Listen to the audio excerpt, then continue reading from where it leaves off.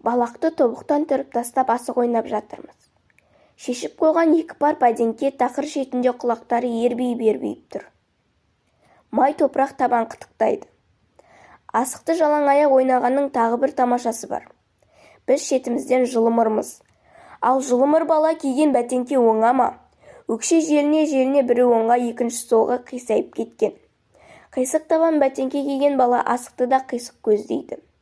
Үш бас үшекең мойнын қудай созып жіберіп, оң көзін қысып қойып, құлжаны иіре атып жібергенде, тізіліп тұрған асықтар бауырсақша шашылып, әр жерде тырайып жатады.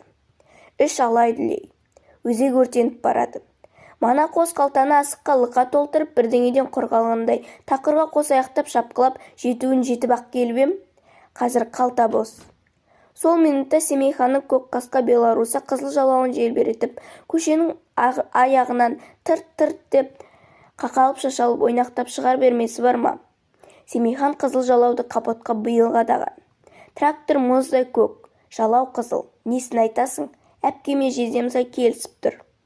Сол көк қызыл көзіне оттай басылды ма, Жұмаш кассир қос қолын жоғары көтеріп, жолдың нақ ортасына талтайып тұра қалды.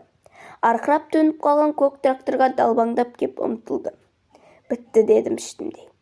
Көк трактор қорқақ екен, шошып кетіп жол шетіне жалт беріп еді, жиектегі телеграф бағанасын капотына іліп кете жаздады. Сонан соң екі аяғымен тік тұрып билеген кенгуруды көргендей ежірейіп, «Хей!» деп сұқ саусағын бетіме тақап, ауаға шым-шытыры қою сызды. Әу баста осы кісі мені сиқырлап тұрған жоқ па деп сескеніп қалып ем. «Ей, сен, ағаш аяқтың баласысы!» «Я» деп ықылықтап алды. Күйіп кетіп аш күзенше шақ ете қалдым. «Болсақ болармыз, ал сіз кімнің әкесіз боларсыз?» «Жә» деген бригадир көкемді ағаш аяқ деп кеміткені жанға батып барады. Сау аяғын салып беретіндей қақылдап қалғанын қарай